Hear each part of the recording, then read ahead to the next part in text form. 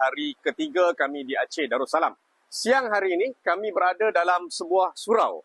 Surau ini adalah surau milik Sekolah Dasar Islam Terpadu An-Nur yang terletak di Jalan Tengku Cik, Pantai Gelima di Kampung Menasah Lok, Kecamatan Meredu, Kabupaten Pidijaya.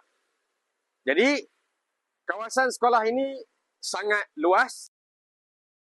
Dan yang menariknya, di belakang saya ini juga, kawasan ini sudah menjadi sungai. Asalnya bukan sungai. Sungai asal di tempat yang lain, tapi kerana sudah dipenuhi dengan batang-batang kayu balak, akhirnya air tidak dapat bergerak lagi dan air bergerak ke kawasan ini, sehinggalah di belakang tempat saya berdiri ini sudah menjadi sungai yang baru disebabkan bencana banjir 26 November yang lalu. Luar biasa.